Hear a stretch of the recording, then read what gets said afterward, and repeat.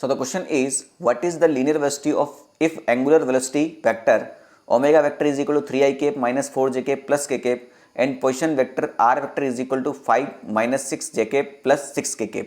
तो बेटा यहाँ पर आपको आंसर किस में है, वेक्टर फॉर्म में, यानी ऑब्वियस सी बात है आपको ये पता लग जाना चाहिए कि यहाँ पर वेक्टर प्रोडक्ट वाला फॉर्मूला ही लगने वाला है। क्लियर। अब आपको लीनियर वेलोसिटी, एंगुलर वेलोसिटी और पोजीशन वेक्टर में वेक्टर फॉर्मूला पता होना चाहिए। तो वो होता है बेटा आपका v vector is equal to omega vector cross r vector, है ना। कई बार बच्चे टॉर्क का फॉर्मूला याद रखते हैं तो r क्रॉस f याद रखते हैं, तो उनको लगता है कि हर बार r वेक्टर आगे ही आएगा। ऐसा नहीं होता बेटा, आपको सारे फॉर्मूले अच्छे से याद रखने पड़ेंगे, डॉट प्रोडक्ट वाले भी और क्रॉस प्रोडक्ट वाले भी। बात समझ में आ गई, ठीक। तो ओमेगा क्रॉस r है तो बेटा सिंपल सी बात है, ओमेगा ऊपर आएगा और r नीचे आएगा। तो हमने ऑलरेडी पहले लिख दिया ताकि आपका टाइम वेस्ट ना हो, ठीक है।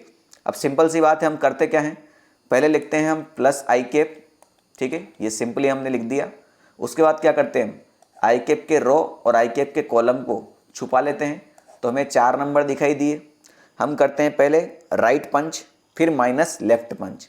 तो राइट पंच क्या हो जाएगा, 6 इंटू -4 यानी -24, फिर -6 इंटू 1 यानी कितना हो जाएगा ये -6। इसमें कोई डाउट नहीं किसी को, ठीक।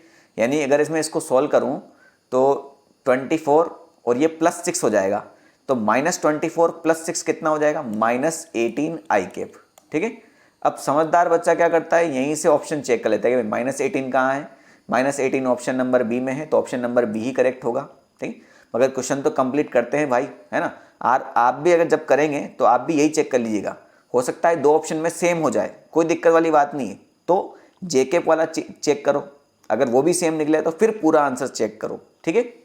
तो सेकंड वाला चेक करते हैं बेटा, -j कैप करेंगे तो बेटा इसके रो और इसके कॉलम को छुपा लेंगे, फिर से सिंपल सी बात है। फिर वापस राइट माइनस लेफ्ट, तो 6 इंटू 3 कितना हो जाएगा आपका 18, -5 इंटू 1 कितना हो जाएगा 15, यानी हो जाएगा आपका -13 जे कैप। तो -13 जे कैप, ये भी देख लो बेटा आपका ऑप्शन नंबर बी में ही मैच कर रहा है। वापस थर्ड लिखेंगे बेटा, तो वापस लिखेंगे हम +k कैप, तो इसके रो और इसके कॉलम को फिर से छुपा लेंगे।